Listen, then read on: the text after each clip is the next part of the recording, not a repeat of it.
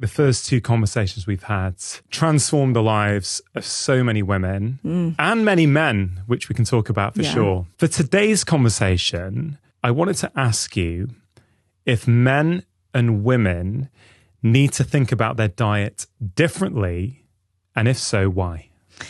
So the first part of that answer is 1,000%.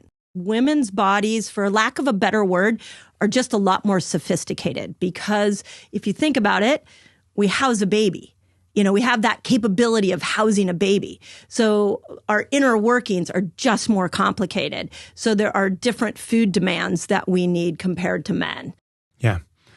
It's interesting. When you came on my show for the first time a few years back now, the response to that conversation was quite profound.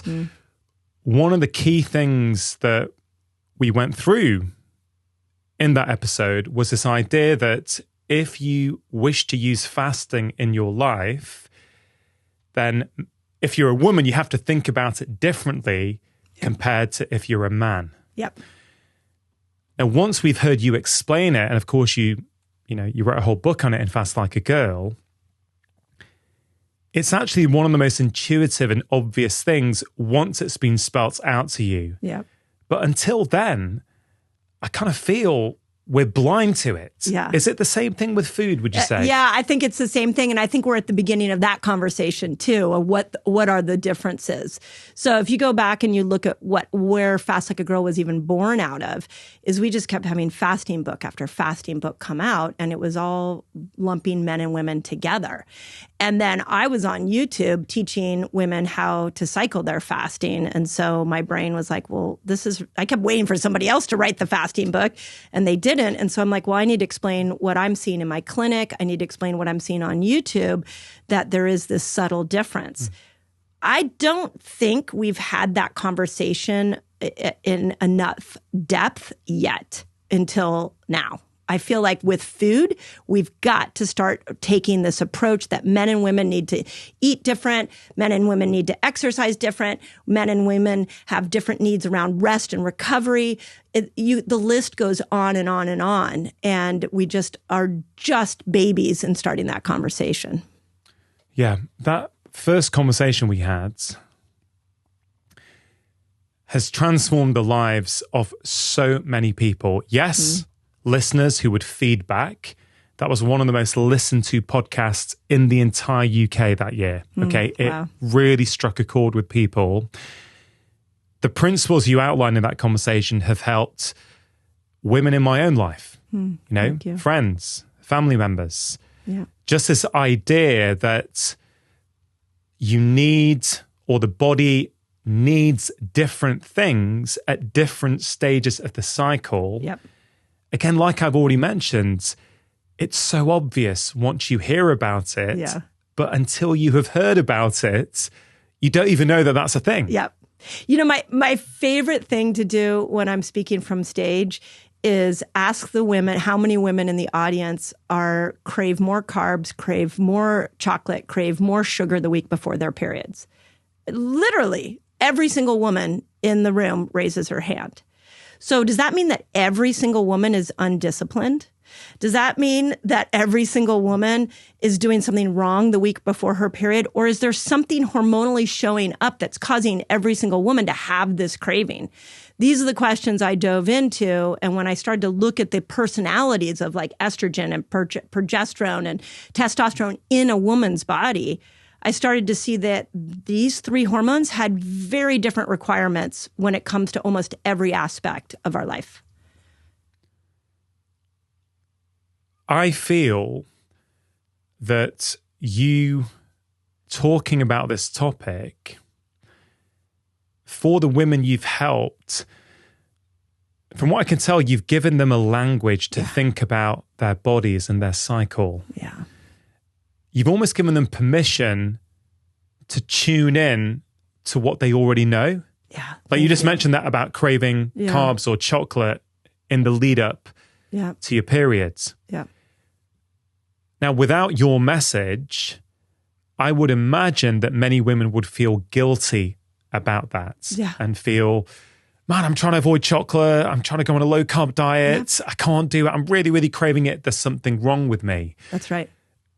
Has that been your experience as well? Yeah, I'm so happy you're bringing this to the surface, because when you look at lifestyle choices, when we look at the typical differences between men and women, if a new health habit doesn't work for a man, he tends to have an idea that, well, that's not for me. And he just like moves on to the next thing. Women in general don't do that. When we try a new health habit and it doesn't work, whether it's one that our husband is on or one that the ladies at Ladies Night told us that we should do, when we try something new in the health world and we fail at it, we turn on ourselves. And we all of a sudden start going, I must have done something wrong. I can't diet. See, I can't exercise. See, I can't do all these things. And we turn on ourselves. And that is exactly what I am trying to stop for women, is helping them understand you live in a feminine body that needs to be treated on all levels very differently. So let's roll up our sleeves and get to know this feminine body so that you can stop saying such horrific things to yourself. If I cracked open most women's brains, you'd find some real negative talk in there. So let's start to help you understand why your body's giving you the signals that it's giving you so you can work with it. Why do you think it is that women, or I should say women these days, respond in that manner? Yeah, you want the honest... I want your honest opinion, yeah. Okay, well, so in the new book, I wrote something that I saw after looking at millions of women. Like, so we have 74 million total lifetime views on my YouTube. I have a team of people that literally reads every question. I ask, from YouTube, I ask questions of people watching my videos. We get answers. We collect that. Here's what I'm seeing. Women are massively dysregulated in this patriarchal production world where we're keeping up, we're working as hard as men, which I'm not saying we don't do. I'm not going there, but I'm saying that we have been fighting for the position that we stand right now, especially in America, to be able to sit at corporate tables, to lead countries, to be able to birth a child and then go back to work. All of these things that we have been demanding that we have the right to do and do have the right to do, but we never stopped and asked, how does that work for our feminine body? Is there certain areas where we need to rest and recover more? And women are dysregulated. Their nervous systems are dysregulated. Their guts are off because microbial system, because they've been put on birth control and they've been given antidepressants, which I can go down all the science on that and what that's doing to a woman's gut. Women aren't sleeping. Women's hormones are all off. Their emotional systems are off. We are massively dysregulated. And one of my goals with this new book is let's get women back into regulation with her body. That has to be a top priority. Yeah. Some people will say, I imagine, that what you just said could be interpreted as being disempowering for women. Now, I know you're not meaning it like that. No. I know it's the exact opposite. Thank you. But people will say that, don't they? Oh, of course. Have you come across that? Oh, yeah. Here's what you need to know about me. I was raised by an incredibly powerful woman that taught me that you have a voice, you're a woman, speak out. I am also the primary breadwinner of my family. I am the one for the last 25 years who's been bringing an income into the family, working while my husband was at home when my kids were little. So, and my daughter, she's an incredibly powerful feminist woman. I'm standing here saying we are strong and we are capable, and we come with some extra bells and whistles in our body that require that we rest a little more. And if we do that, you will get the best of us.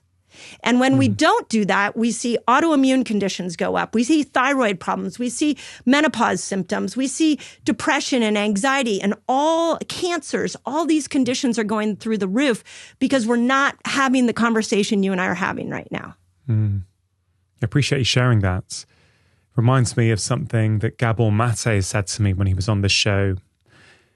And he writes about this in The Myth of Normal. He calls women society's shock absorbers. Ooh, that's good. And he says that in the context of trying to explain why it is that women's rates of autoimmune disease are so much higher than men's. Yeah.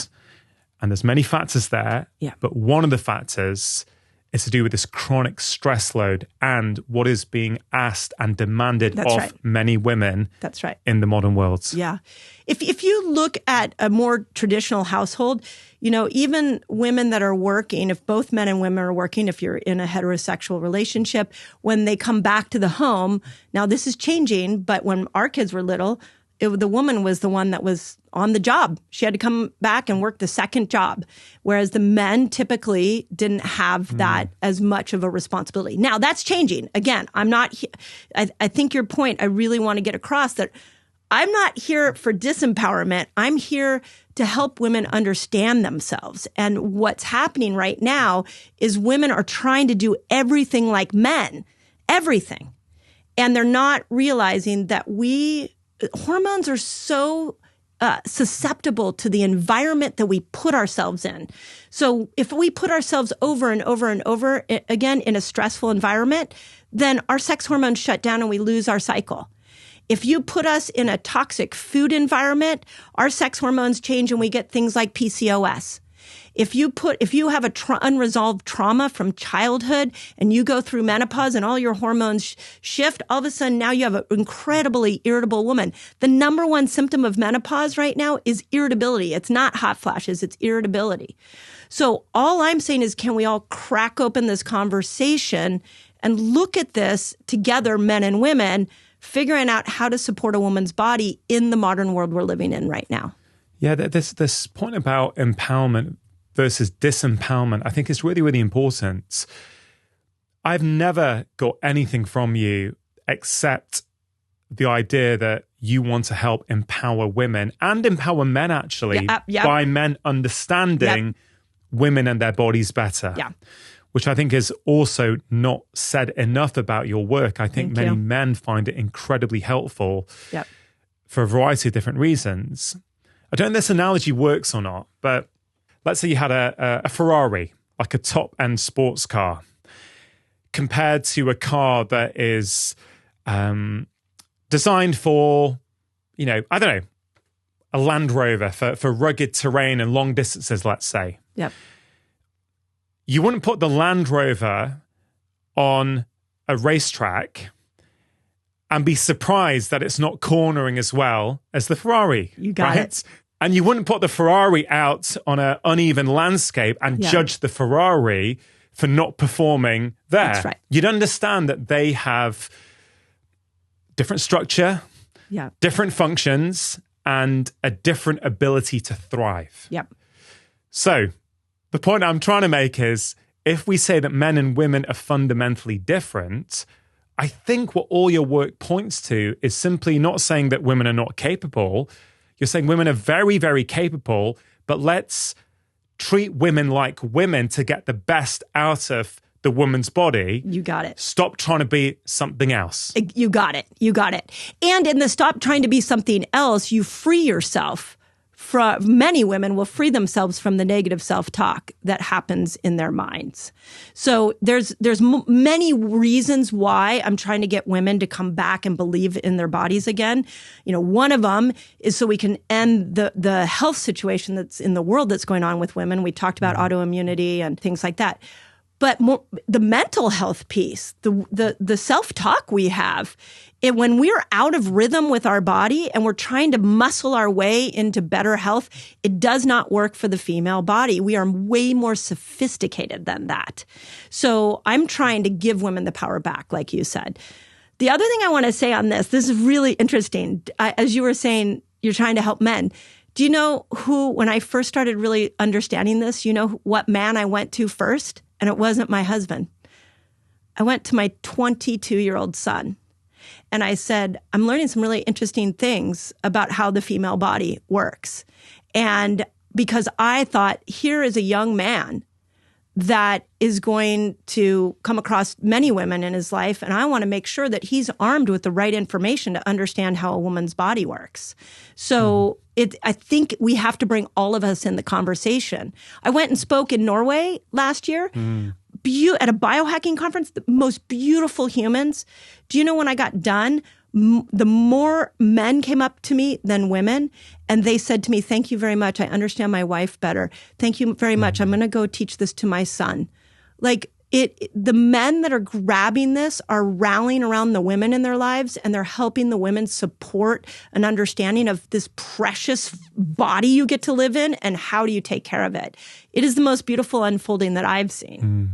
Yeah, super, super powerful.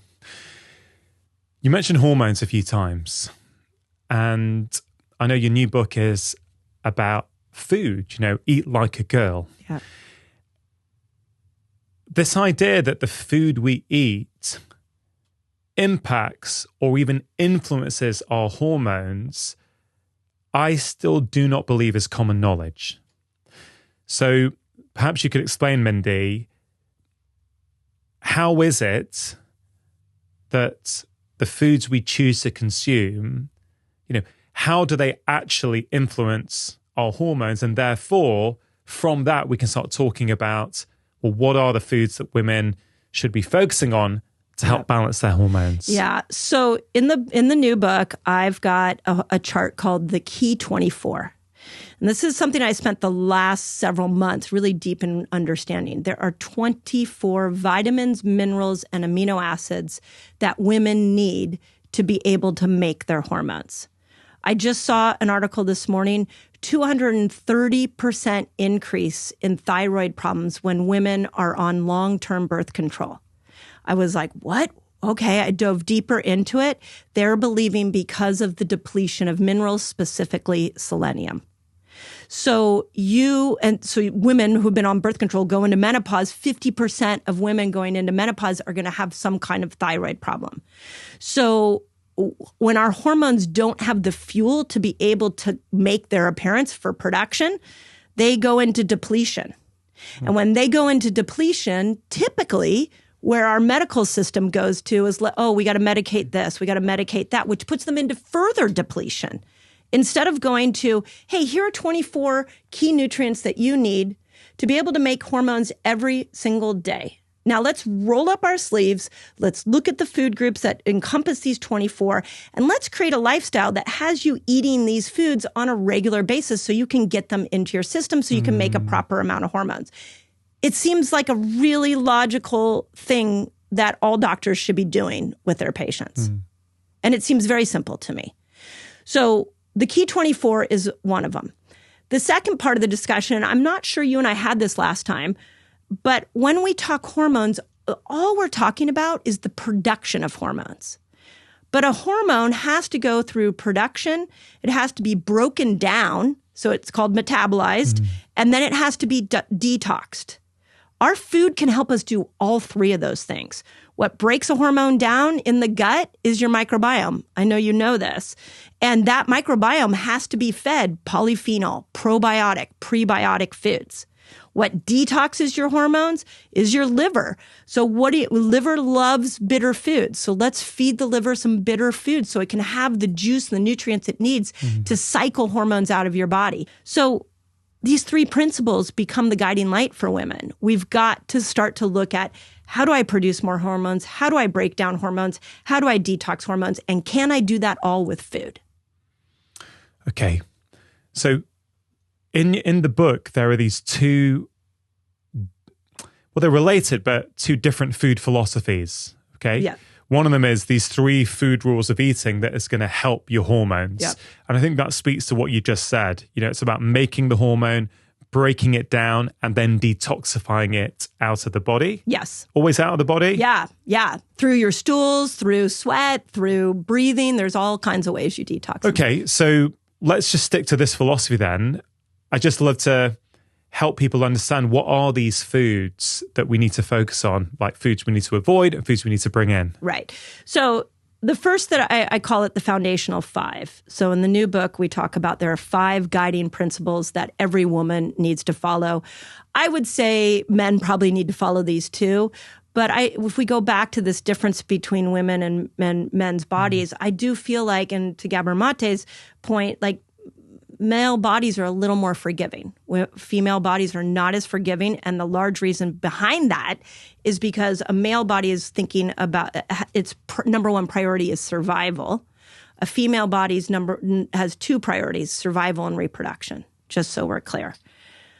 When we look at these foundational five, one of the things, and I'd be curious your opinion on this, one of the things I'm very concerned about in the health world right now is we have overcomplicated food, right? Yeah. So we've gone from toxic food out there that is way complicated. You can't even pick up an ingredient label and be able to decipher the ingredients. So let's go into what the layperson, the average person's dealing with. I don't know what's in those ingredients. I even in the book trying to help people understand, we have a whole page just on ingredients and reading them and what to look for. That is complicated enough. Then you go to social media and you've got one expert saying protein, another expert saying, no, plant-based only. You don't want to eat animal meat. And then you've got another expert saying, oh, you've got to, go and start counting carbohydrate load. It is confusing everybody. And then all the experts are disagreeing and pointing fingers at each other. Yeah. It's horrible. I completely agree. I think this has been going on for years. I think it's getting worse. And I think people are more confused than ever. But I would have to say that your foundational five, they're pretty sensible. Thank you. Not only, what I mean by that is you'd struggle, I think, to find people these days disagreeing with those principles. And I love principles because I think sometimes we get sidetracked on things that don't matter. Yeah. And I think personally why I like food principles is particularly because of what you just said. There is too much confusion out there. Yeah. I think we have to get to the point where we can listen to experts, but then tune into our own expertise. Thank you. Right? Yep. We have to be able to go, okay, that expert said that other expert said that. I like them both. I trust them both. Let me figure out what works for me. Yes. Thank you. So there's two thoughts I have on that. One is when you look at a science study, it always tells you how many people were in this study, and it refers to it as N equals 3,000, N equals 100, whatever the amount of the study. When we refer to studies, we say N. Well, there's a principle called N of 1, and they use it actually in psychology. And the principle is if I involve the patient in their own healing process, they actually get better quicker. Mm-hmm. So in Eat Like a Girl, I have a whole section on be your own N of 1. This is time to be your N of 1. Now, you take that idea, and the other concept I've been really trying to get women to understand is if I gave you a toolbox, you were going to build something in your backyard, and I gave you a toolbox, and it was going to take you the whole weekend to build this thing. Maybe it's a play structure for your kids. You wouldn't look at the toolbox and go, okay, well, I have a hammer and I have a screwdriver. Well, the hammer's better than the screwdriver, and you wouldn't pit them against each other. You would go, well, I know that there's a time to use the hammer, and I know there's time to use the screwdriver. My job now becomes, let me figure out when to use what tool. Yeah. So, but to your point, we go to social media, and I believe health influencers are actually perpetuating much of this problem, is that we go up and we're like, it's this way. This is the only way. And then another health influencer gets up and says, you're wrong. It's this way. Okay. When we do that, what we're going to do is we're going to send everybody back into the arms of the Western standard diet. And we know that that is killing people. So when I put these 5 principles together, I literally thought if I was sitting with somebody who knew nothing about nutrition, was a part of the whole cultural zeitgeist of eating foods to lose weight, diet foods, and not reading ingredients, what would I say to them? Yeah. And these were the 5 I would say. I love it.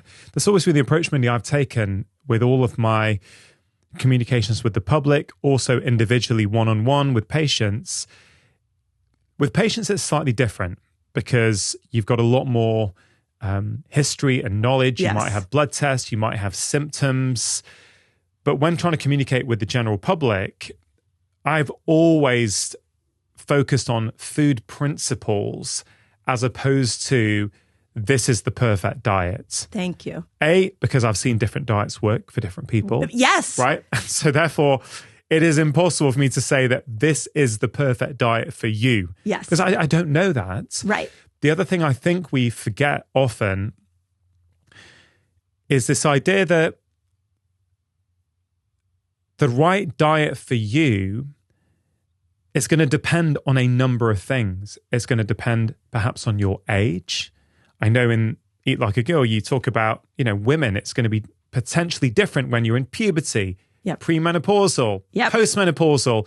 Your body is different, so it might thrive on different foods. Yep. So I think that's really, really important. Also, it depends how sick you are. Yeah. Right? Yeah. If you are doing, generally okay and want to make a few little changes to improve things, you may just get away with just a few changes. If you've got florid autoimmune disease symptoms that are causing you a lot of heartache and pain every day, you know what? You may be motivated to go to some quite extreme changes. Yep. And if those extreme changes work, it doesn't kind of matter what anyone else says. You're going to be like, hey, I'm out of joint pain. I like eating this way. That's right. Do you know what I mean? And I feel, I had said this in a previous podcast, but I feel too much of the commentary around diet is done from a theoretical standpoint. Yep. Whereas like me, like you, like other people who have seen tens of thousands of people over years, you kind of realize, people often need a different approach. Yeah. The other day I was in the supermarket and I was looking at the olive oils, and a woman came up to me and recognized me from reading my book and my videos. And she wanted to share with me that she had just done the carnivore diet, and she was doing carnivore with fruit. And she's like, I've been on it for 2 weeks and my SIBO symptoms have gone away. My energy's up. My moods are up. I've never felt better. Now, 2 days before that, I was on my socials where there was one social media influencer making fun of another social media influencer who was proselytizing this idea behind the carnivore diet. That is what I'm talking about. Is this woman needed that? And I asked her, I was like, how long are you staying on it? And she's like, oh, just a couple of weeks. I'm like, that's beautiful. Like, it's a healing diet. You should try it. And I think this is great. So she found a tool. She found a screwdriver. She found a Phillips head screwdriver. Is she going to pull out the Phillips head screwdriver every single day? No. But now she knows when I'm not feeling well, this is the diet I can turn to heal myself. Now, when my body's feeling better, I'll put the Phillips head screwdriver down and maybe I'm going to pick up the pliers because now I might need a set of pliers to be able to build my health in a different direction. I mean, a few things to comment on there. First of all, for anyone who doesn't know what SIBO is, we're talking about small intestinal bacterial overgrowth, SIBO. And as you know, as we both know, pretty unpleasant symptoms. Yeah, often you can get horrible. Bloating, within 20 minutes or so of eating straight away, it just bloats out. And, these kind of diets can be very helpful for that, at least in the short term. Yeah. So that was the first thing. This idea of people and other professional colleagues of ours calling other people out, I don't think it helps the public. No. It encourages you to take sides. Agreed. And it's simply not helpful. The truth is, the carnivore diet can help people with autoimmune symptoms. Right. Now, does it mean it's the best thing for the rest of their life? I don't know the answer to that question. Yes, right. Right? And I don't think we know that yet. We don't. But when you have been in pain and discomfort and the medications have not worked and you've struggled to sleep and your life has been just awful and you find something that gives you relief, you're going to go all in. Agreed. And you're going to go, well, this is amazing. I don't care what the science says. I don't care what this influencer is saying. This makes me feel better. Yep. Now, maybe at that point you need to work with someone and over time figure out a way to introduce more things in. I definitely think that is possible. So yeah, I think that's a really key point and it's really interesting. And I think we also get into a trap where we then go and, let's say, look at long living populations. I love looking at these long living populations and seeing how they're living, what they're eating, what is their sleep like, what is their stress like. I love looking at that. But again, that doesn't mean that is the right approach or diet for this particular individual at this moment in their life. Well said. Yep. So those are kind of my views on diet. And I think, some of the ways we get a bit waylaid. Information is not enough to make change in your life. You have to take action. So to help you take action after watching this video, I've created a free nutrition guide for you. This contains the 5 most important practices I've seen in over 2 decades of seeing patients. They work for you no matter what your dietary preference. There's a step-by-step action plan to help you implement those changes in your life. If you want to receive that free guide right now, just click on the link in the description box below. Which is why can't we just look at them all as tools? There's all of them. So in Eat Like a Girl, when we went to go gather chefs there's over 100 recipes in there. And one of the things I know from my community is that I have a lot of plant-based people and I have a lot of omnivore people. And when I looked at how am I going to create these amazing recipes that are going to help people's hormones, I needed to think about the plant-based people and I needed to think about the omnivore people. So I wanted to bring everybody into the conversation. Now, my plant-based chef, she is like the master chef for the Four Seasons resorts. Her recipes are off the chart. They're amazing.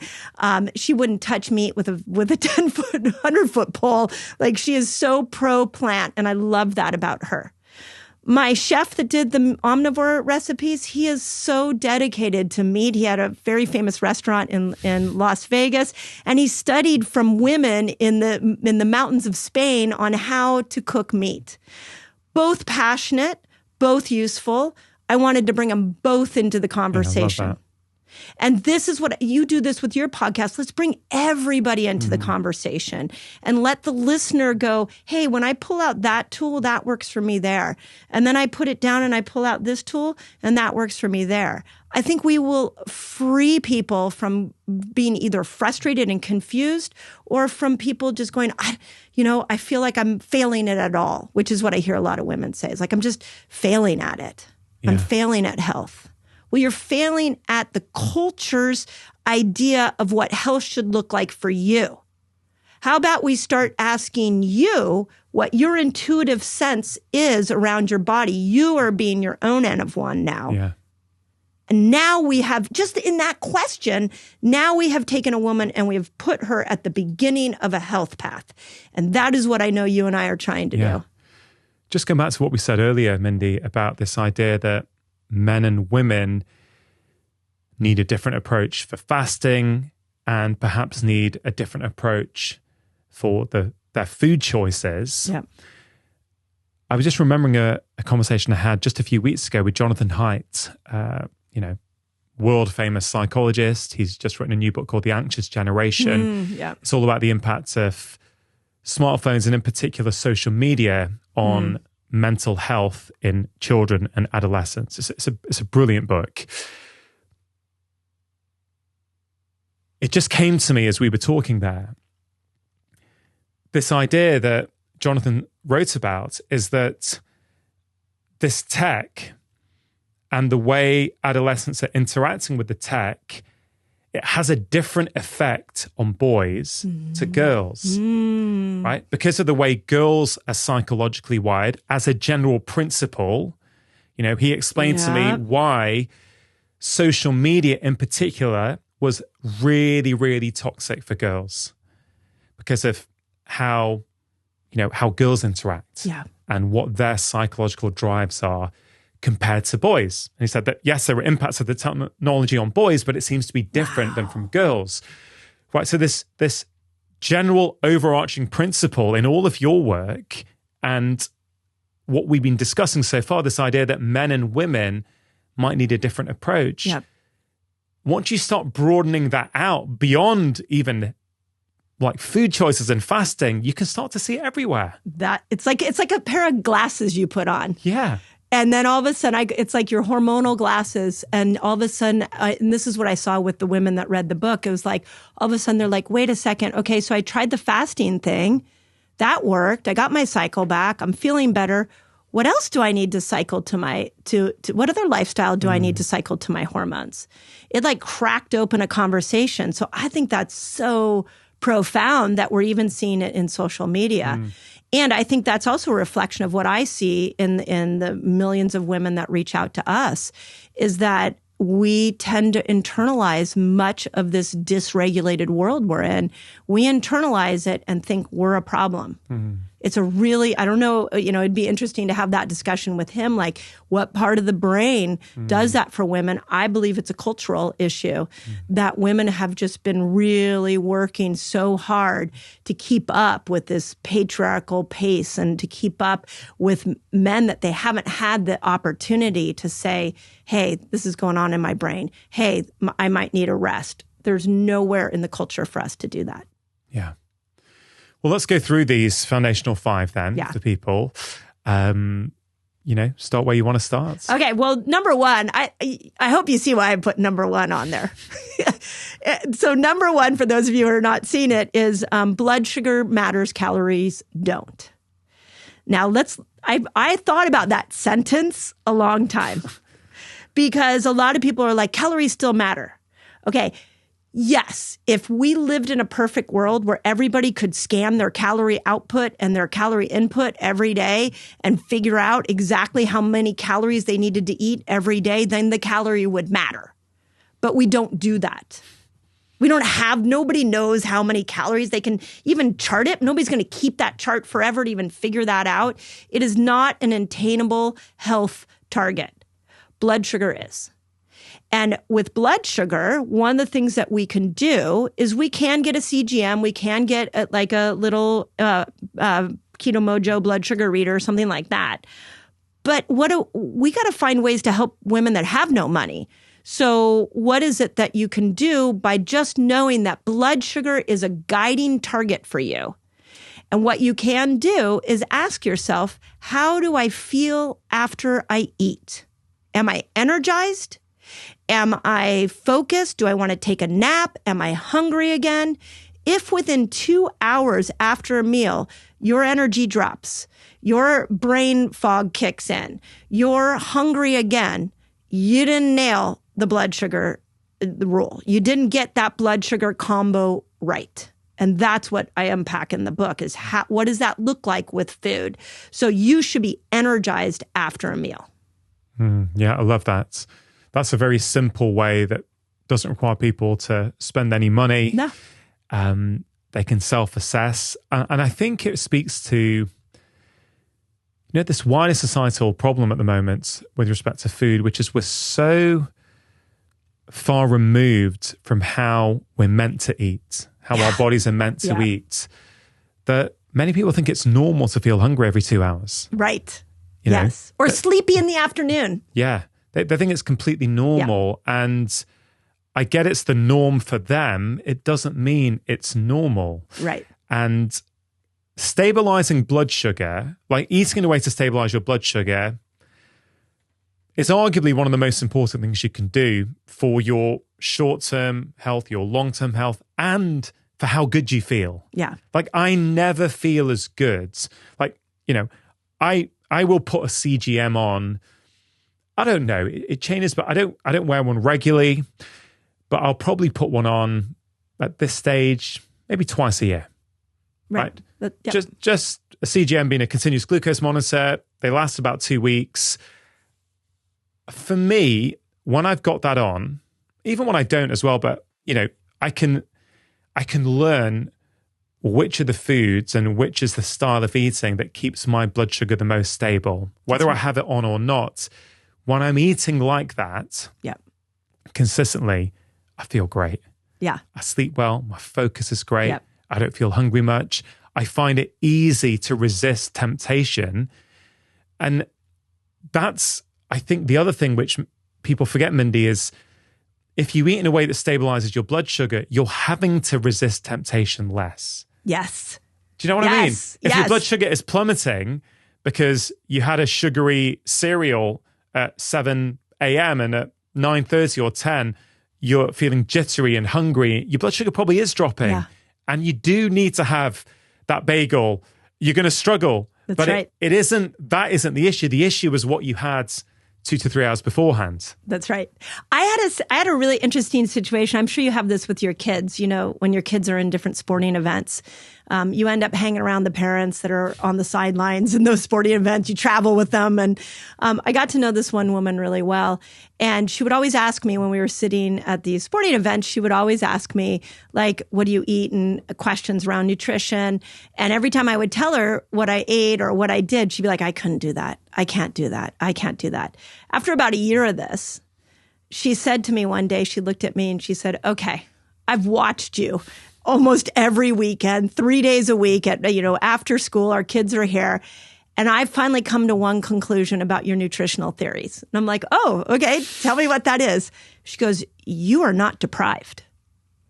I said, I'm not deprived at all. I eat amazing food. I feel so good after I eat. I sleep so well. Like, food is medicine for me. And I am not depriving myself at all. And I'm not over there eating like granola bars all day. And like food can be incredibly satisfying if we look at it from these 5 angles that we're going through.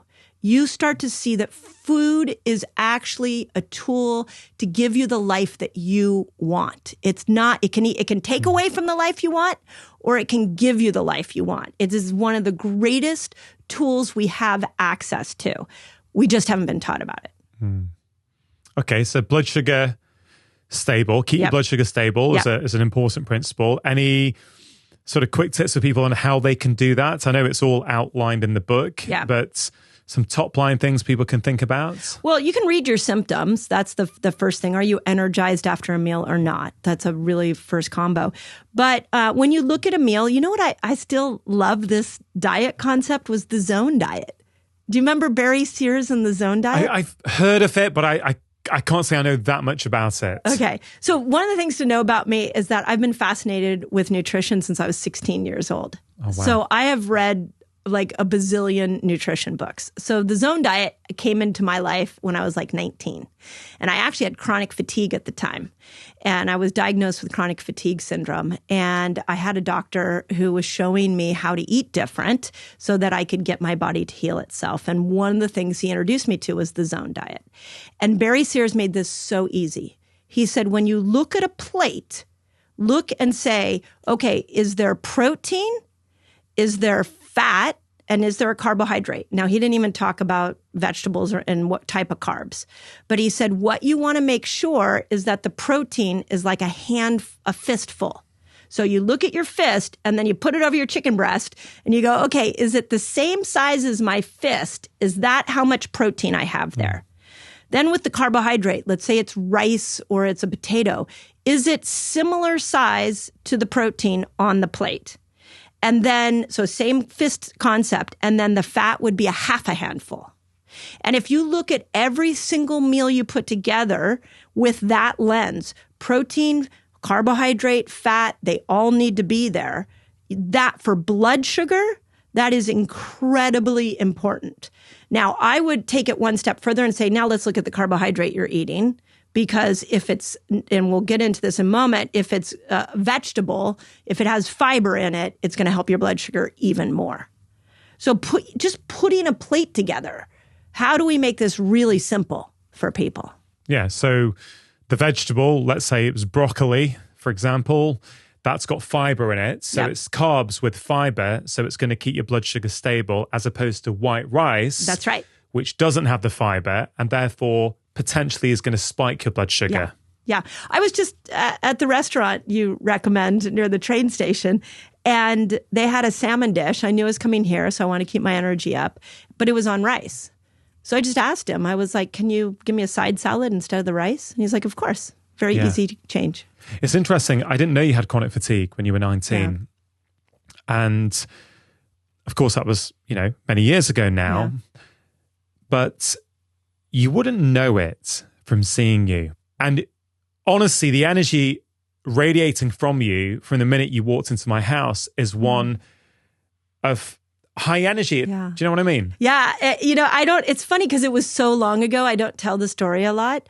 But it's very applicable to these principles and to this new book. And actually, the doctor that really helped me see food, I actually acknowledge him in the acknowledgments because it was so profound. I had high levels of Epstein-Barr virus. I was 19 years old. I was a competitive scholarship tennis player. I was holding a scholarship spot at the University of Kansas.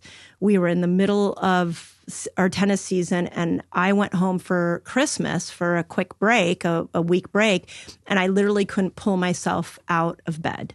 I was sleeping all day long. At first, my mom was like, oh, well, it must be that you're just tired from school, but this went on for about 5 days. So she took me to, and it was just like somebody had drugged me. It felt like a drug. She took me to the premier chronic fatigue specialist. I grew up in Los Angeles. We go to this guy, we sit down across a mahogany desk. He's got a white coat on. He must have been in like his 50s or 60s. He listens to us. He had done a bunch of scans on my brain. He had seen that my brain was inflamed. And he looked at me and he said, yeah, you have chronic fatigue syndrome. And my mom said, oh, okay, great. What do we do? And he pulls out a list of medications. And next to the medications are hash marks of how many times the medications have worked. And he said, well, we don't really know what to do for chronic fatigue syndrome. Here are the medications we know that of what we could be doing, but we don't know which one's going to fit for you. So we're going to try one. And then if it doesn't work, 6 months later, we'll try another one. If it doesn't work, we'll try another one. And my mom says she's got to go back to school. She's a scholarship athlete. She's holding a scholarship spot. We have a coach. We got to finish school. And he really pompously looked at her and said, well, does she look like she can go back to school? And my amazing mom, from that moment, looked at me and she said, we are not listening to him. And she picked me up from there and drove me in LA. This is a really far drive. Drove me from Redondo Beach, all in traffic, to her homeopathic doctor in Santa Monica. She went in unannounced, walked in and said, Dr. Luke needs to help my daughter. She needs to get back to school. And they were like, he's packed. And she said, we will wait all day until he is ready. At the end of the day, we waited in the waiting room. At the end of the day, he brought us in and he looked me in the eye and he said, well, tell me what you're eating. And of course, what was it? Beer, pizza? What did college students do? It was like I was eating horribly. And he said, I'm going to put you on what he called the Candida diet. And he gave me a list of foods. It was meat and vegetables. I went on meat and vegetables with a few like berries, a few fruits. And within 2 weeks, I was literally back on a plane, back to school. Within 3 weeks, I was back on the tennis court, all from eating a very specific way. Mm-hmm. I never turned back at that point. I was like, oh, my 19-year-old brain was like, if I want to perform and enjoy life in a certain way, then I eat in a certain way. And those neurons connected on that at that time of my life. That word performance is interesting, isn't it? You're a tennis player, right? So you wanted to perform. But as I often say, we all want performance. Yeah. We all want high performance in our lives. I, in this moment, want to be a podcast host who's performing well, right? That's right, yeah. I want to be a high-performing dad, a high-performing husband, a high-performing friend. Yeah. Do you know what I mean? That word performance doesn't just relate to competitive athletes. Yeah. And it's interesting to me, if I think about what you're doing at the moment with your career and what you've been doing for many years, but over the last years, helping people on a mass scale publicly, you learned a very powerful lesson, didn't you? Oh, yeah. Back then. Yeah. A lesson that you can't really be taught by reading. It's a lesson you have to experience for yourself. Yep. Which is, if you change the way you eat, you may feel completely differently. Yeah, yeah. And to your point about performance, because you could be somebody who's like, well, I don't really care about performing, but do you care about being an amazing mother or an amazing sister or amazing wife? Or do you care about just being able to stay present with whatever task you're doing? Maybe it's gardening outside or a hobby that you love. All of that requires health. And at the foundation of health is food. Yeah. Now, before we move on to the second principle, I just want to make something super clear. you were diagnosed with a condition, you changed your diet, it felt better. There will be many people who are listening who have been diagnosed with chronic fatigue syndrome and have tried to change their diet and not had all the improvements. Right. And so I just want to acknowledge that. Yes. And say that there are ways to heal for sure, but diet, I think, is an important component for everyone to try, but sometimes it's not enough in and of itself. Agreed. I just want to make that clear. So I don't want anyone going away thinking, well, it worked for Mindy, but I'm doing something wrong. Going back to what you're saying, right? I'm doing something wrong. I've changed my diet and I'm still struggling. There are many inputs into the body that can result with chronic fatigue, and often you have to deal with more than one. Yeah, it's the toolbox again. Yeah, the hammer worked for me.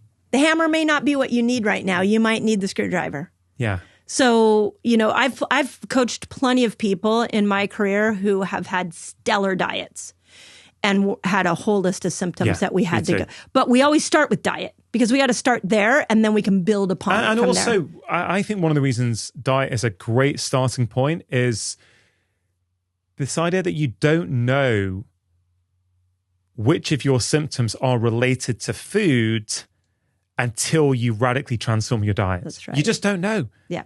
For years, I realized that when a patient would come in with with these kind of chronic symptoms, I would always go to diet first because I didn't know what was related to food until we changed it. Yeah. And more often than not, things got significantly better. Not complete remission a lot of the time, but things got significantly better. Then you go, okay, this is what's left when you're having a mostly whole food diet. Okay, now let's try and figure out what's going on. Keep going with your whole food diets because that's helped you with all these things, but let's figure out what else is going on. Think about how many people go on supplements when they have a toxic diet. Like, why? Like, fix the diet first before you spend money on supplements. Like, fix the diet first before you try to, and I don't want to say, like, before you try to do something too extreme. I was going to say hire a trainer. I think exercise and diet really go hand in hand.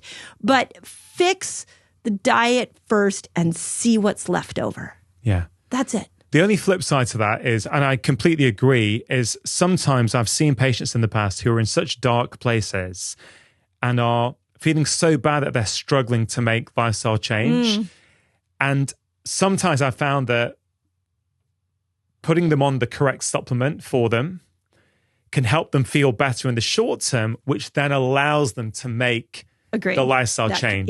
Yeah. But I also agree with you, a food first approach always. Yeah. But I think that's just a little caveat that I've certainly found. Agreed. But again, let's go back to what a supplement is. A supplement is in addition to a diet. And then when you get up and going, get off the supplement and use your diet. And keep that foundation going. Yeah. Okay. Eat nature's food. That's number 2, right? Yes. Okay, so this was another interesting one that I saw just in all the women that read Fast Like a Girl, watched YouTube, is that everybody started, instead of counting calories, we got obsessed with counting carbs.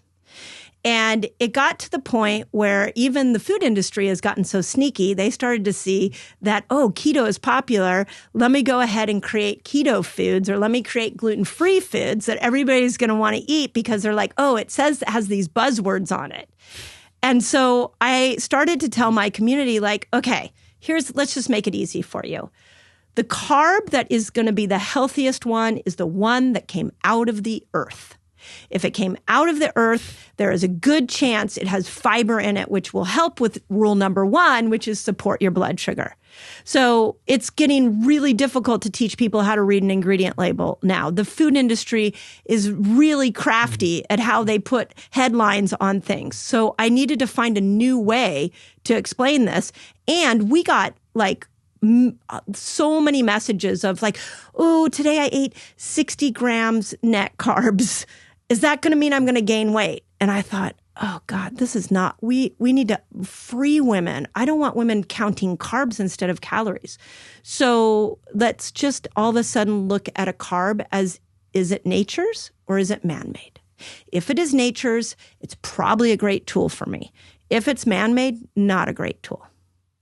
To make sure you're taking action after watching this video, I've created a free guide to help you build healthy habits. We can all make short-term change, but can those changes become a fundamental part of our life? Often they don't. And that's why in this free guide, I share with you the 6 crucial steps you need to take. They're really, really effective. If you want to get hold of that free guide right now, all you have to do is click the link in the description box below. What about something like rice cakes?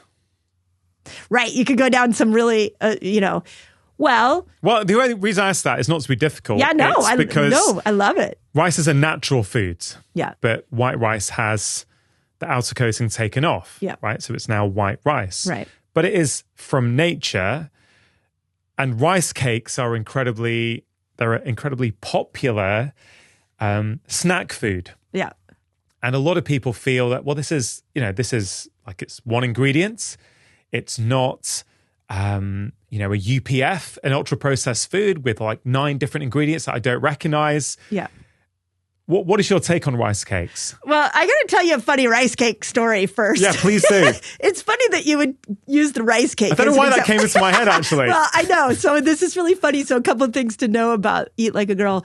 I dedicated the book to my mom because she taught me food from a very young age. And she taught us, my sister and I, how to read ingredient labels. So we had a little game we played when we went into the grocery store. And it was like if sugar was in the first 4 ingredients, we were not allowed to have it because she wanted us to know that the ingredients that were put in a certain order depending upon the food. So the breads all had sugar in them. So instead of bread back in the 70s, instead of having bread, I got rice cakes. Okay. And she would put them with that, the healthy peanut butter with the oils. We couldn't find any jam that had no sugar or artificial ingredients. So I got honey with banana in 2 rice cakes wrapped in wax paper sandwich bags because it was better for the environment. And that is what I got every single day. So literally you're unpacking the rice cake and I'm like, I don't know if I have anything good for you on the rice cake. Because it's a trauma of mine. But you bring up a valid point, which is rice comes from nature. So the more we alter nature's food, the further away we take its nutritional value. Yeah. I think, I totally agree. And look, I think rice cakes are a better choice than many Agreed. Ultra-processed choices. Yeah. Having said that, if you have got some degree of metabolic dysfunction, which is a lot of us these days, rice cakes for many of us are going to give you a big blood glucose spike unless you put it with something with healthy natural fats like avocado or nut butters or something like that, which is going to help blunt it. That's right. Yeah, you agree with that? Yeah, oh, absolutely. In fact, let's go back to the meal I had before I came here. It came with white rice, and I asked them to skip it. Now, if I had really thought a little deeper, I could have asked, do you have wild rice? Because wild rice is less altered. White rice is more altered from its original form. I could have asked for quinoa. Quinoa has more protein in it. So if you keep going back to what was the original source that nature provided this, and how close can I get to that, we're going to be able to be in a place where we avoid chemicals and we stabilize blood sugar. Okay. Point number 3 of the foundational 5, eats for your microbes. Do you know why I'm saying that? I don't know. Hit me. Okay, this I love too. So whenever we go to choose a food, what do we usually do? We say, what am I in the mood for? And we go off our taste buds. What am I in the mood for? I look at a menu, I go shopping. What am I in the mood for? Every time you say what I'm in the mood for, you're asking your taste buds. But what controls your taste buds? Your gut bugs. Your gut bugs. So your gut bugs are telling you what kind of food to eat. So the bad gut bugs are going to tell you to eat the sugars. The bad gut bugs are going to make you crave the processed foods. So when you actually ask yourself, what do I need to eat right now to feed my microbes? You flip that whole scenario on its head. And as you start to feed your microbes with things like fiber and seeds and nuts, I put lists after lists in the book of polyphenol, probiotic, prebiotic foods. What happens is your taste buds now change. And the greatest study ever done on fasting was the every other day diet. This was years ago. And the every other day diet took people who ate toxic Western food and basically said, you eat those every other day. So eat whatever you want. If you're going through fast food, eat whatever you want, but on the days off, you're not going to eat. And what they found, and they had to do this over a course of a year, what they found at the end of the year was that not only did everybody's metabolic markers improve, but what surprised them is their taste buds and what they craved was massively different a year later. And that's because now we're back at fasting, but in the fasted state, especially when you go a full day without food, you are killing off those old bugs and you're creating an environment where new bacteria can grow. And those new bacteria give you new signals to your mouth and make you crave new things that are healthier so that they can stay alive. Yeah. This is where the idea of listening to your body gets a little challenging, doesn't it? Yeah. Because if we want people to tune into themselves and listen to what their bodies are telling them. But sometimes we can get waylaid by that, yes. right? Yes. So if you have gut dysbiosis, if you have, an unhealthy balance of bugs in your gut, it's a potentially oversimplistic way of describing gut dysbiosis, but I think in essence that gets the idea across. Yeah. You may well be craving foods because of that gut dysbiosis. Yeah. Candida is a great example of that. Yeah. Candida is a fungus that lives in your gut, and it makes you crave sugar, alcohol, and carbohydrates. This is what I had when I had chronic fatigue syndrome. I had massive candida. So it kept telling me to eat these toxic carbs over and over again. So the diet that this doctor put me on was one that was absent of all those foods. Now let's talk about what happened the first couple of days I went on that. That fungus just screamed at me more.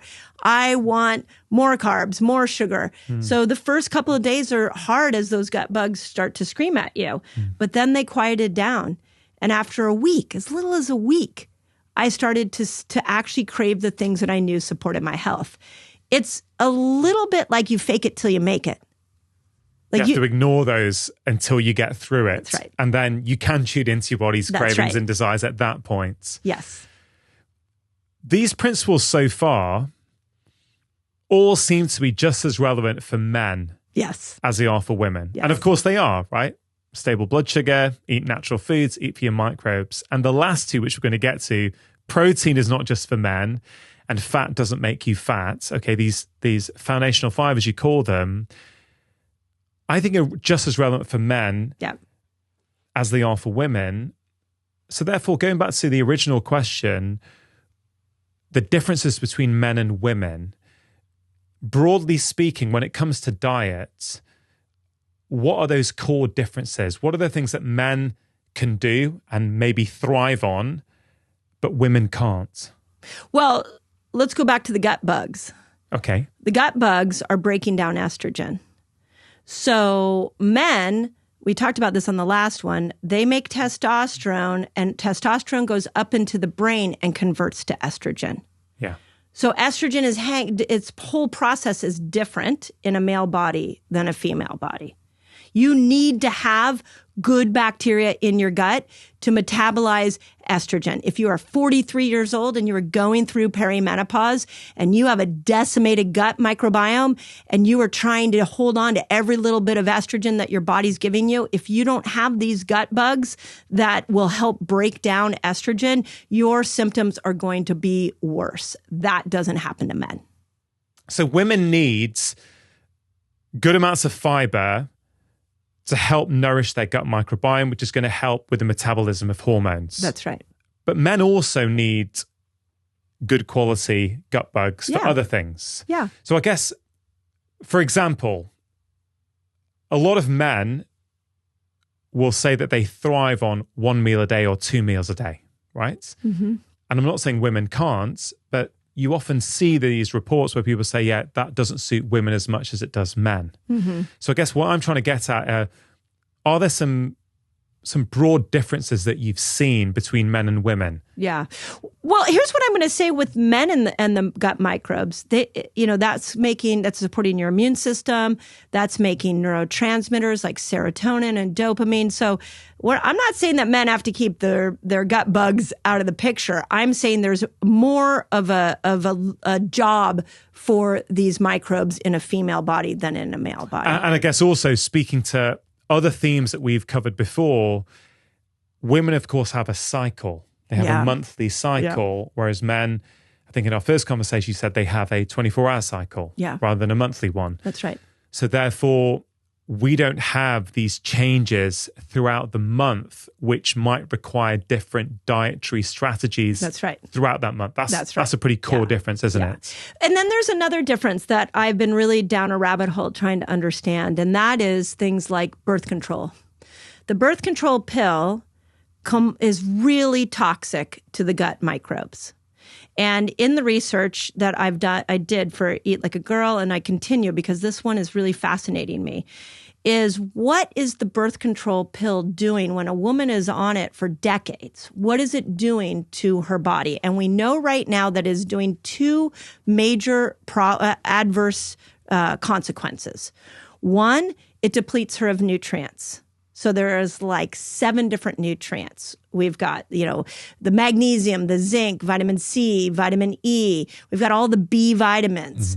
It depletes a woman when she's on birth control pill. I don't know why we don't share with women that they got to bring in some kind of, that would be a time for a supplement where you bring in a great multivitamin to support that depletion. But the second thing that it does is it changes the microbiome. And right before coming to you, I just read a study where one of the things that the birth control pill does is it upregulates a very specific microbe, a bad bug in the body that actually blocks the production of flavonoids, which are antioxidants in a woman's gut. Wow. Okay, so now let's just assume, I don't know how many people you've talked to, but I can tell you in my clinic, like decades women were on birth control. I can tell you what we see with our online community, decades. These women were on birth control and never did they think of the depletion that birth control did to them, that they need to now add back in so they can just maintain an average level of health. Men don't have to think about that. Yeah. It's a lot easier being a man, isn't it? Yep. But I would tell you, as somebody who lives in a female body, that once you learn how to work in harmony, it's like it's a blessing to live in a female body. Yeah, I mean, and look, I think the key theme is that let's help men and women work and live in harmony with the way their bodies want to work and operate. Yes. In general, right? Yes. Okay. Yeah. It's fascinating to reflect on all these things, though. Yeah. So many patients tell me that life just feels like a blur because of the pressures that so many of us face. The busyness, the overwhelm, the endless to-do list. I've heard it time and time again. Why haven't things changed? Why can't I bring these healthy habits into my life and make them stick? I've been a medical doctor for over 2 decades, and I have to say one of the most transformative practices I have ever seen is the practice of journaling, because it breaks the loop. We have these unconscious patterns, these subconscious patterns running our lives. We don't realize how many anxieties and worries and concerns we have whirring around. And journaling is a very simple way to get the stuff out of your brain. You get it down onto paper and you see it. And that does something really, really powerful. When does a new diet that you were following fall by the wayside? When does the new healthy habits that you were sticking to start to fall off track? That's the self-awareness that journaling is going to give you. When people ask the right questions, they get the right answers, and those right answers allow them to change their life. Take up journaling today and watch your life start to change. Another one that's really interesting. I don't know have you brought Lisa Mosconi on your... I've had Lisa on twice in the past, but not since a new book came out. So her new book's really interesting, The Menopause Brain, and I brought her on my podcast. And one of the big questions I wanted to ask was what's going on with the female brain after 40? And there's a very long explanation of that. But one of the things she said is that when women get into the postmenopausal years, that brain is less receptive to glucose and is more tuned in to ketones. So then, she's a researcher. So then I said to her, so does that mean that postmenopausal women should be going after ketones more? Should we be fasting so we can get ketones so that we can have better brain clarity? And she said, well, I can't tell you that because I haven't seen the research on that. But this theory that women don't use glucose, their brains don't use glucose as much in these postmenopausal years would leave open this discussion of, okay, maybe we get her some ketones so she can think properly. And I told her, I'm like, the women in my group, in my world, when I pull the postmenopausal women, they all say when they fast and they get ketones, their brain comes back online. And she said to me, yeah, I hear that over and over again. I sent my researcher to go research that. They don't study that in postmenopausal women. So we don't have the research. It's all anecdotal. Like we just have to go off of what people say.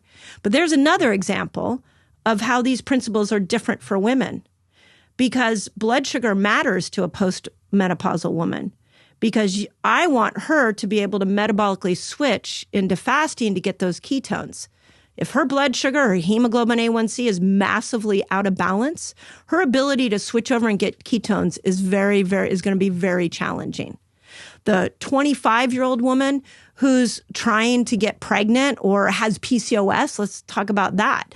Like, does she know that her sugar cravings are coming from the microbes from the birth control that she's been on?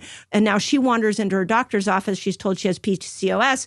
She's not going to be able to get pregnant. But does she know that maybe there was a microbiome change that affected how that PCOS was presenting? This is why these principles on the surface look like they could go for both men and women. But when you go underneath, you're like, wait a second, maybe they'd be a guiding light for a man. For a woman, they are an absolute. Like, we've got to use these that's why I call them foundational. They are a foundational part of a woman's health. Yeah. It's interesting that the postmenopausal brain may prefer to use ketones as opposed to glucose. Yep. There's growing research in the area of Alzheimer's in terms of how low carb and ketogenic diets can help improve cognition, particularly in the early stages. Yep. Dale Bredesen has published many papers on that. He does other things as well. Mm-hmm.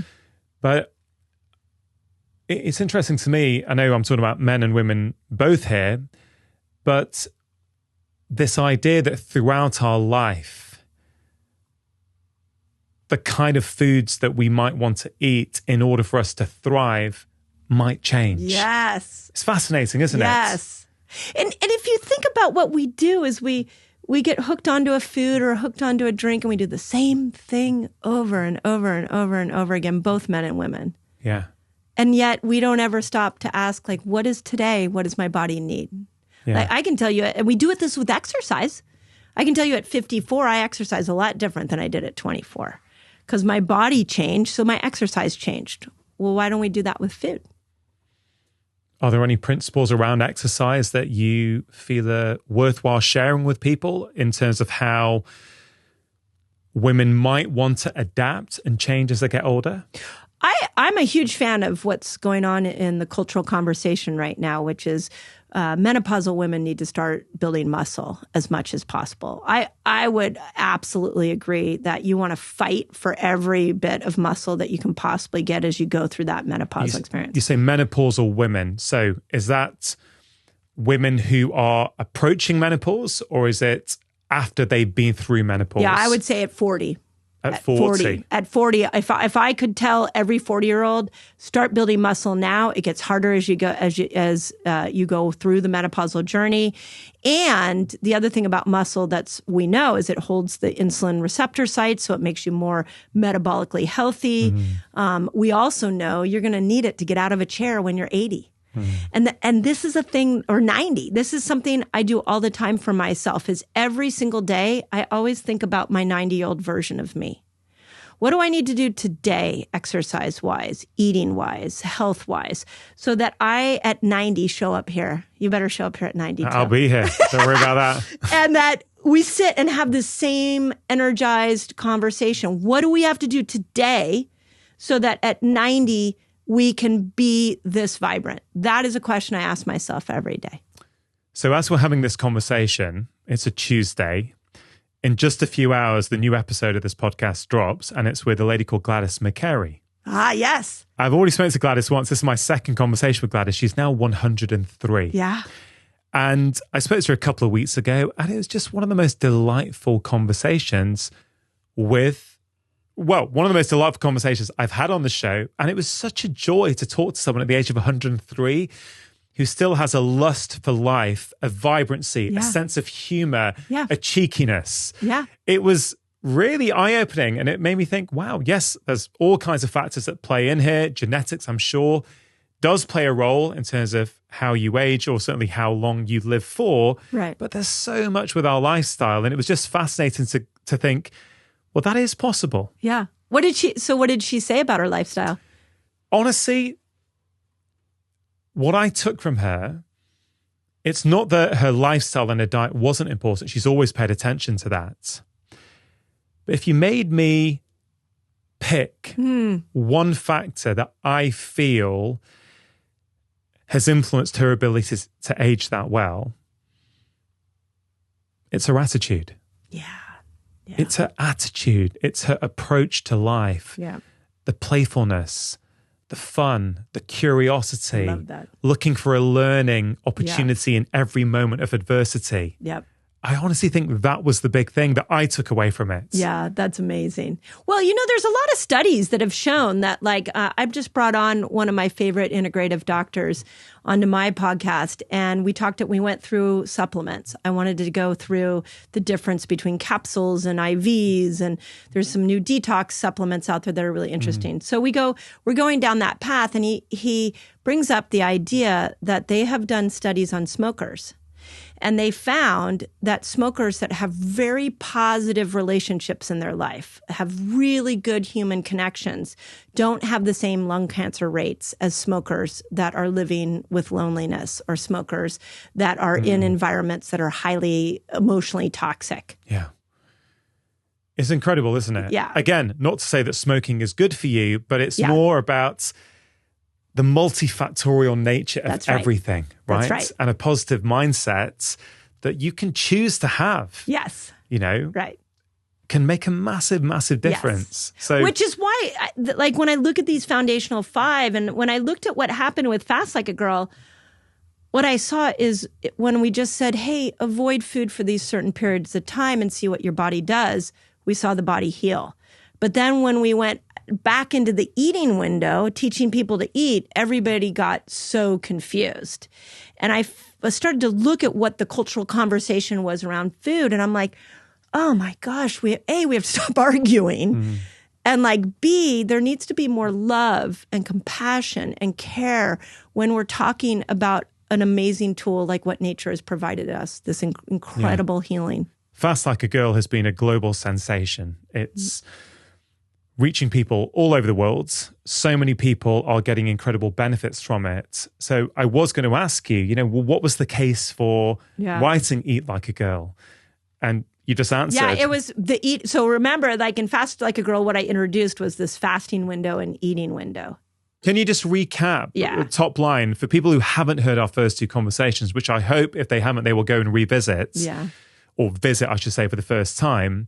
But just recap that, if you will. Yeah, so I introduced this concept of a metabolic switch, which was when you eat, you're operating from your sugar burner system. And when you go a certain period of time not eating, you switch over into your fat burning system. And that's what fasting's doing, is it's tapping into this fat burning or the ketogenic energy system. The byproduct of that is a ketone. So you now are getting both, your job is to switch from eating to fasting and eating to fasting and back and forth. At different stages of the cycle. That's right. So what do you call day one? Day one's the day you start your period. So, okay. And like you actually, let me go a little deeper on that, because that was another shockaroo, is that most women were like, well, if I spot, if I do this. No, it's when you have to actually use some feminine care product. Like there's no question you've started your period. So that's day one. That's day one. And again, top line, because we did cover this in depth in previous conversations, but, first half of the cycle, how do you encourage women to eat? Yeah, you want to go lower carb. That would be a time to do more of a keto. I call it ketobiotic. And then it's a time when you can go into longer fasts. You want to become insulin sensitive during that time. So keep glucose down. Okay, so that's in the first half of the cycle. First 10 days. First 10 days. Yeah. And then? And then you move into ovulation. It's a funny little 5-day period where all your hormones are at their highest. So you don't really want to fast long. You would keep your fast maybe a little bit to like 15 hours. But in Eat Like a Girl, I talk about this is where we bring in these probiotic, prebiotic foods. Like what? So like fermented foods like sauerkrauts and kimchis and fermented yogurts, phenomenal during ovulation. And bitter foods like radicchio and dandelion greens and all kinds of leafy greens and nuts and seeds. All of that is going to be incredible for the liver and the gut to help you break those hormones down.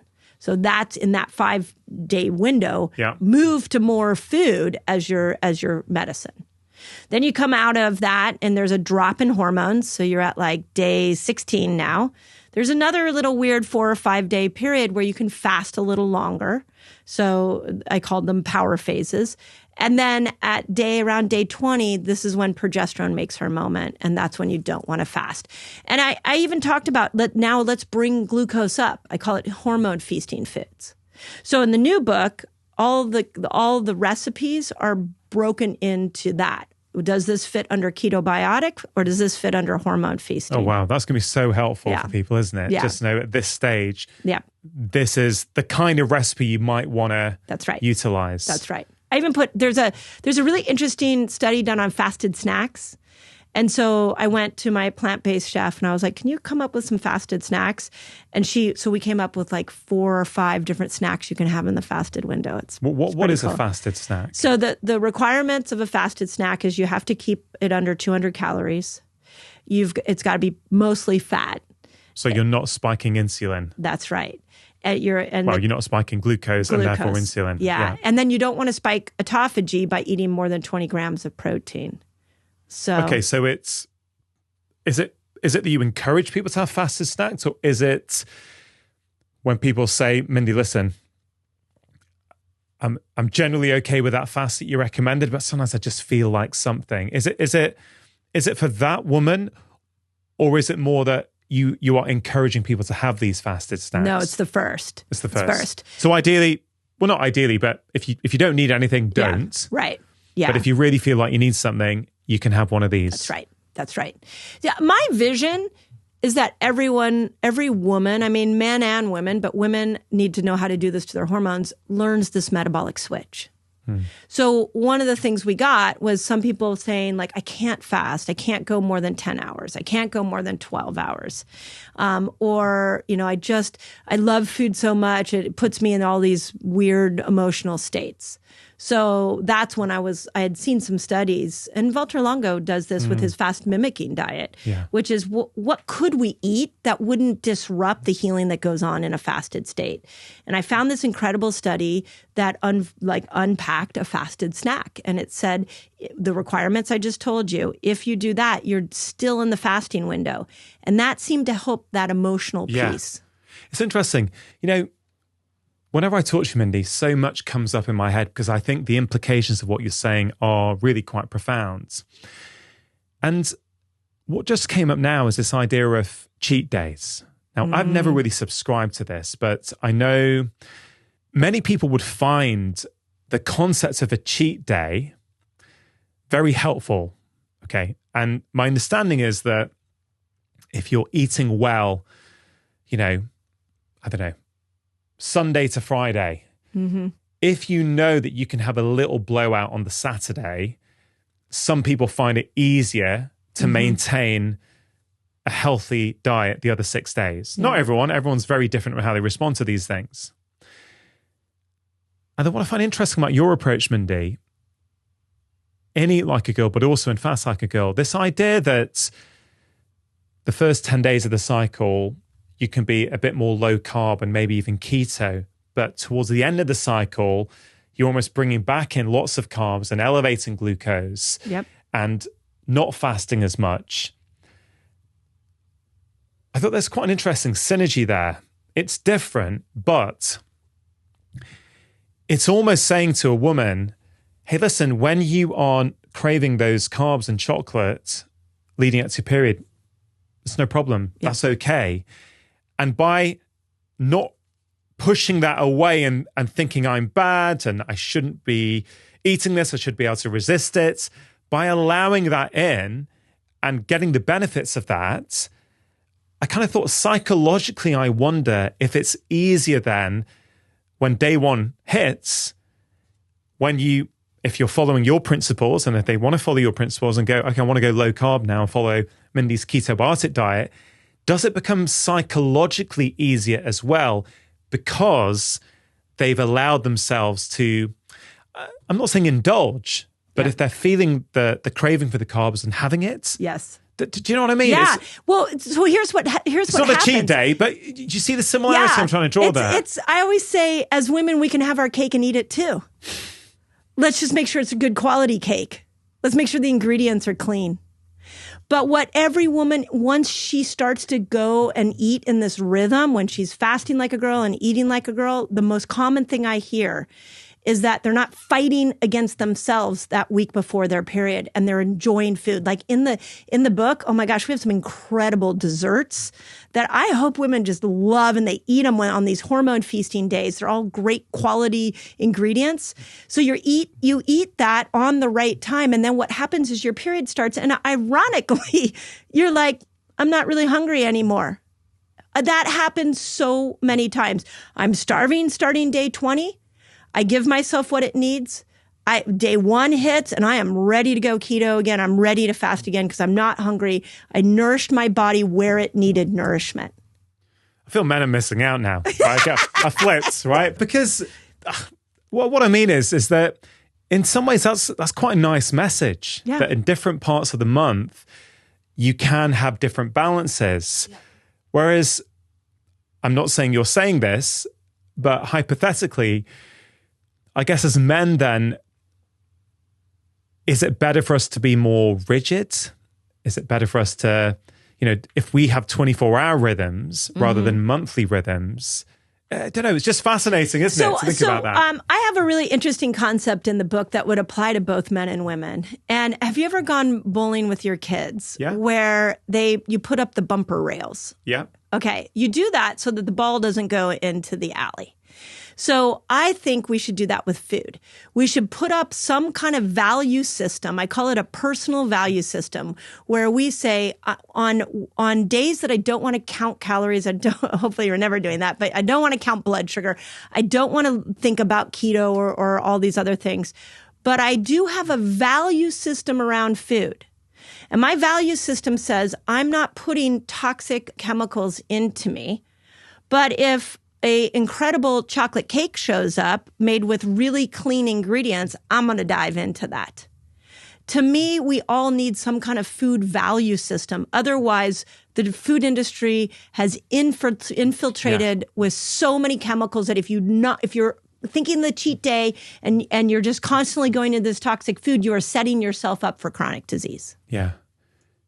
I love that idea of a food value system. I think maybe it's an uncomfortable truth, but it's a truth nonetheless, certainly the way I see life, is that in the modern food environment, if you don't have some sort of framework that you apply around foods, I think you're going to struggle. Yep. I think most people are going to struggle because the food is going to encourage you to eat more. You're going to crave more unhealthy foods. Yep. You have food available all the time, everywhere you go. Yep. And therefore, you've got to understand that on an evolutionary level, we've never had this before. Never. We are living in the worst food time ever. Yeah, it's not necessarily your fault or the fact that you are weak, that you can't resist. Thank you. Humans, if you take our hunter-gatherer ancestors and pop them in this environment, they'll also get sick. Yes. Right? It's not as if they have more discipline than us. It's just they're in a food landscape where they're not having to make all these choices. So I think we all need to figure out certain rules that work for us. And I think that's why so many different diets can work for people, because that diet or the name of that style of eating, low carb, low fat, whole food, plant-based, whatever it might be, it gives people a framework and a structure, which means that they cut other foods out. That's right. Those foods are not allowed in. Yes. And I know people don't like to talk about restriction, but I just don't really see how you do navigate this modern food environment without a degree of restriction. Yeah. No. Do you know what I mean? Yeah. That's why I go back to nature's carbs, not man-made carbs or human-made carbs. Because if you looked at every food you went in contact with and you said, okay, how close to this, if we're going back to that original conversation, how close to this is this to nature's food? If it appears very close, you're probably going to get it right. Yeah. But if all of a sudden you're looking at especially the box stuff that's in the center aisles at the grocery store, you're going in there and it has a list of 20 plus ingredients, there is a good chance that one of those ingredients has not been fully vetted for your health. It's been vetted as a preservative. It's been vetted as a taste enhancer, but it has not been vetted for your health.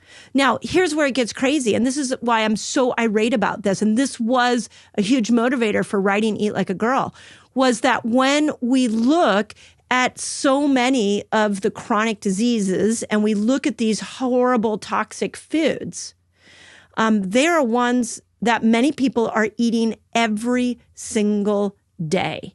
And they are known carcinogens. They are known to change your direction with obesity. Now we're looking at this younger generation that is so obese, and we don't know what's going on. I'll tell you what's going on. We are allowing too many chemicals into our foods. Stop eating chemicals. End of story. And so it's gotten really bad. And I say this with love and compassion, but I think Fast Like a Girl works so well because it gave people a formula for stopping eating those foods. Yeah. That's the other thing about fasting, isn't it? Is that anything we can do, as long as you're psychologically able to do it, and you don't have long-standing issues with food and depriving yourself, like we have covered before about eating disorders. But in this world of, frankly, abundance everywhere for most people. Yes. Fasting is a form of self-imposed scarcity. Yes. Yes. Right? Well said. And that is, for many people, one of its, I think, key benefits. Yeah. It just stops you eating and stuffing your face. Yeah. And it gives Do you know what I mean? Yeah, it gives your body a break. It gives you a break. From the modern world. Yeah. It's like when they say, I'm sure the guy with the anxiety generation, he probably talked about put the phone down. Yeah. We talk about, like tech-free days. We have to do the same thing with food now. Yeah. And food value systems is really great. I've just completed my 6th manuscript, and congrats. Thank you. And in the book's not out till the end of the year, but in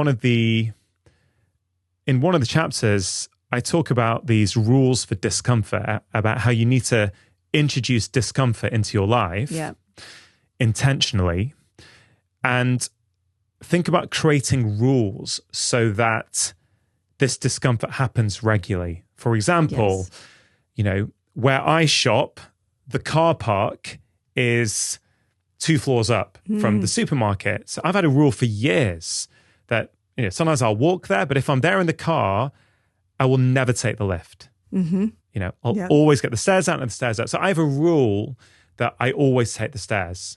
Brilliant. Right? Unless there's some powerful reason not to, right? Maybe I'm at a hotel and I'm on the 20th floor and I've got the whole family's bags, right?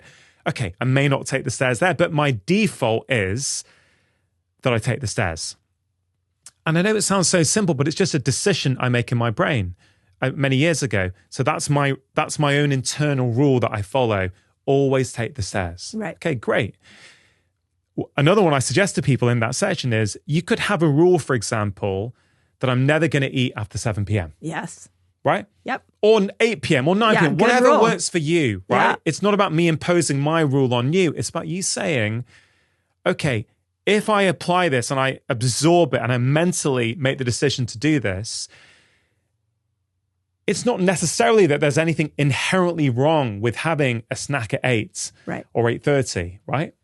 But it's more about you have a value system, to use your language, whereby you just don't do that. So you're cutting out, and dare I say it, for most of us, our poor food decisions probably come post 7 p.m. Yes. Right? Or a lot of them. Yes. So if you can implement something like that, it's more a psychological tool, a trick for the modern world to help you stay on track. That's right.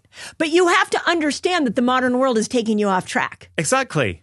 And that's what I don't think people are getting yet. Yeah. I think your listeners, I think the people who read my book and applied it, that's part of what woke everybody up.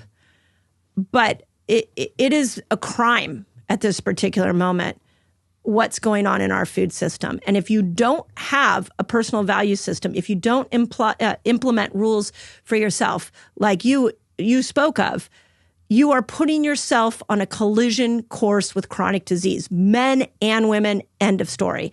That is the moment we're living in. Yeah. Let's go back to the final 2 of your foundational 5. Okay. Protein is not just for men. Yeah.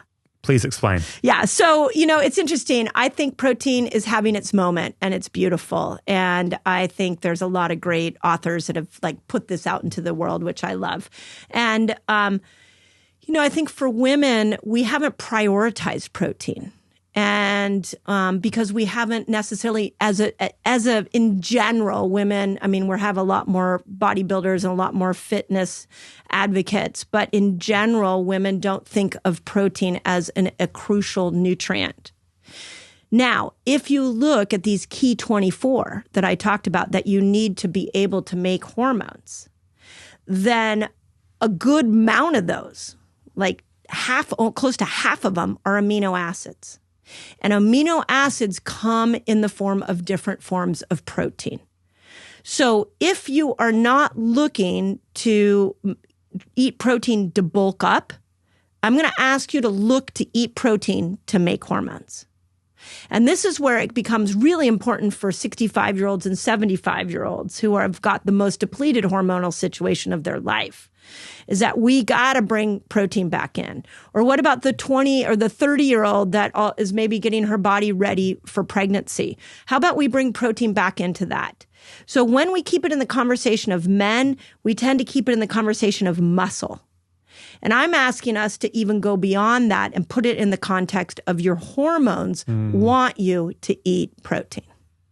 Do you think it's starting to change with women, the idea that protein is important? Yeah, I think it's a conversation that's gaining momentum for sure. But we still have it in the context of muscle. And I'm asking us just to expand that and see, because a lot of women still are not craving that muscle. Yeah. It's interesting that. It's a good point, that. Very good point to talk about protein as a necessary macronutrient for hormones. That's right. So if I'm listening to somebody say, you need more protein so that you can have more muscle, so that you can be more insulin sensitive, your brain as a woman may actually translate that into, every time I build muscle, my clothes are tight. Every time I build muscle, the scale goes up and I'm addicted to the number on the scale. So all of a sudden you dismiss protein. It is the hero macronutrient. What I'm saying is, let's expand the conversation and say your hormones need those amino acids. Please make sure you're eating protein with every meal. And what are some of your favorite sources of protein? Well, mine is an egg. Okay. Yeah. So for the choline in the brain, there's so many reasons to do eggs. Cottage cheese is another one. I eat dairy. I eat, organic dairy. So I know some people don't do well with dairy, but I love cottage cheese. And then I love a good steak. I'm a grass-fed steak kind of gal. Now, in this book with the plant-based track that Chef Leslie did, she and I spent hours on the phone talking about how could we create some vegan recipes and plant-based recipes that brought in the different protein of different plants. So in Eat Like a Girl, I have charts for those people that are plant-based that show the different levels of protein, quinoa has a great amount of protein and broccoli has a ton of protein. So if I'm a plant-based person, then I just need to make sure I know what those high protein sources are. And I need to make sure I'm bringing those into every meal. Yeah, brilliant. Your approach has always been very inclusive to try and bring people in. As you shared your own personal preference, but also recognizing that many people are choosing to be vegan. And of course, prioritizing protein is just as important. Yeah. Let's talk about the grandmother hypothesis. I know it's something you're passionate about. I don't think we've covered it in our previous conversations. Yes. Well, this is the one that Lisa brought me. And here's what I will tell you, is that I've been trying to figure out what happens to the menopausal brain throughout 40. Why are we suffering? Why are so many women struggling with depression, anxiety, trouble sleeping, irritability, inability to handle stress? It's ginormous.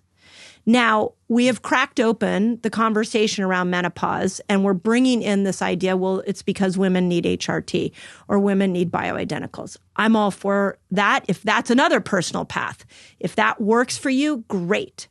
But what you should know is what's happening to your brain after 40, and here's what's happening. And this was part of this is research I found, and part of it is Lisa.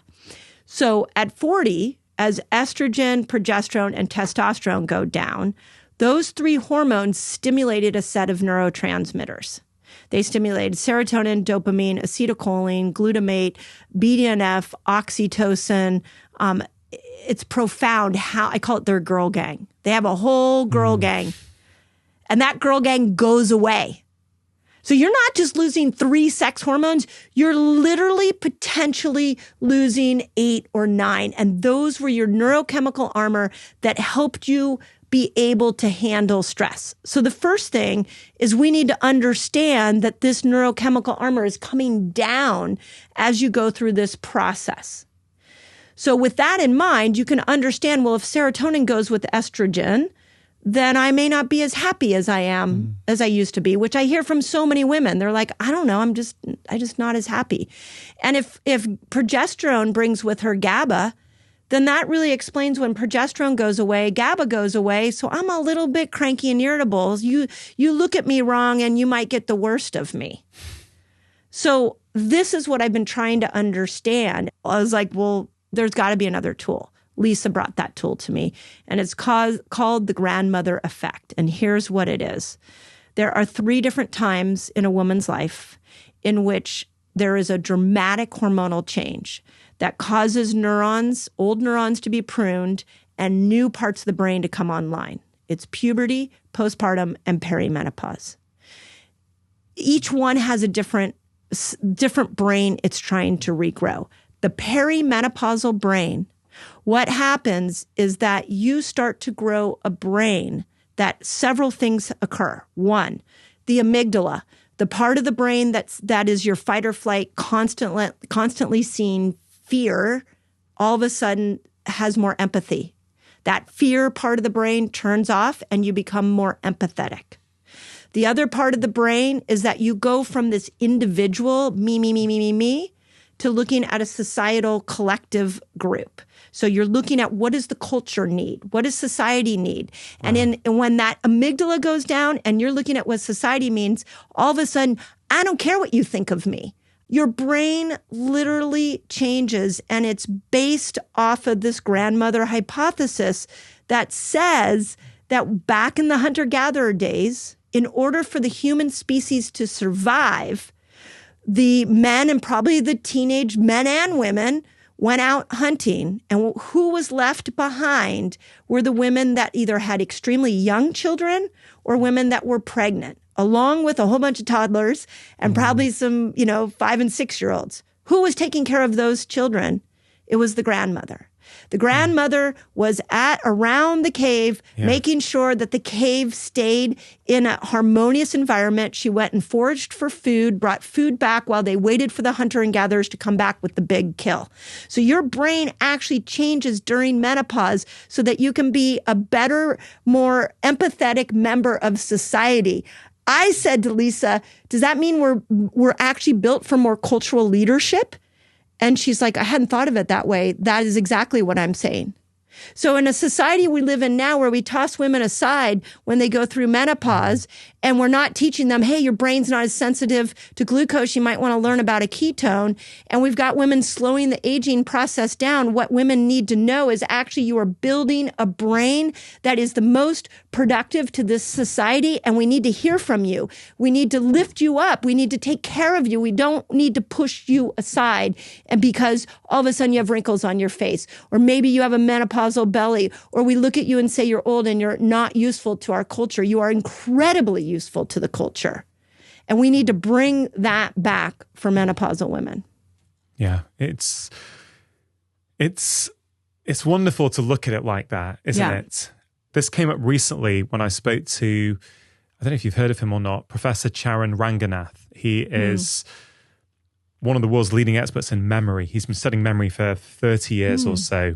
And we spoke on this podcast about all things relating to memory and the purpose of memory and the idea that actually it's not only,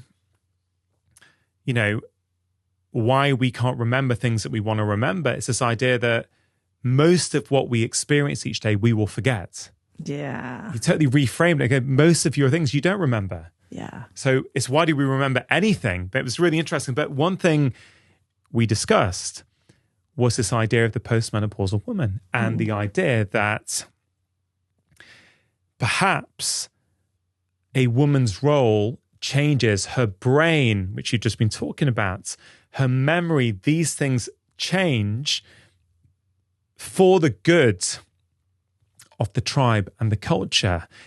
And he was I think he was hypothesizing rather than stating something as hard fact, this idea that perhaps the role of the postmenopausal woman is more about imparting wisdom to her kids, to her grandkids, to the people around it. It was really beautiful. Yeah.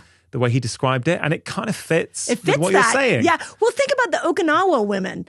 Like we always hold them up on a pedestal and we're like, they live the longest. But did we ever ask why?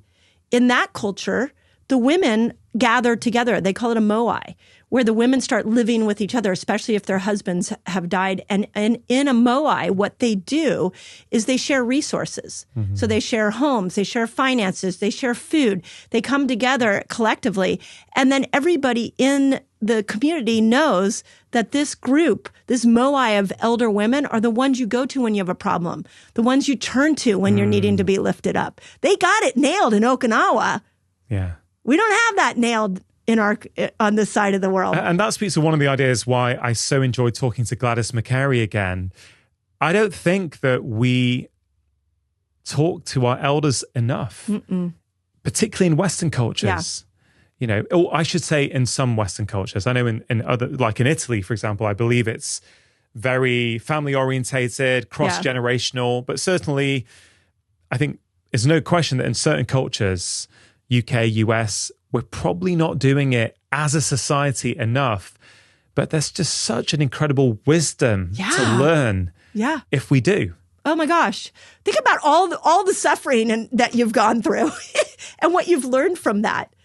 And then as you get older, to be tossed aside because you have a look that says you're old and not useful is so demeaning. That's why I wanted to break this down for women and what is going on with our brains?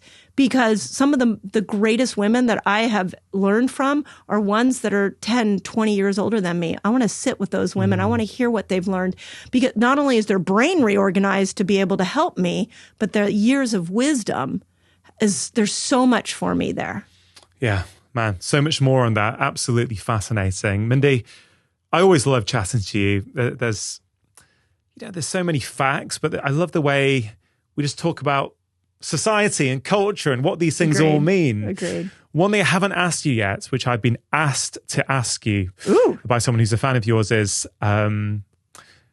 what should somebody eat when they're breaking a fast? Oh, yeah. So I know you cover this in Eat Like a Girl, but I think we must cover it. Yeah, I did a whole chapter on this. So I'm going to make it really simple. There are 3 things you need to think about.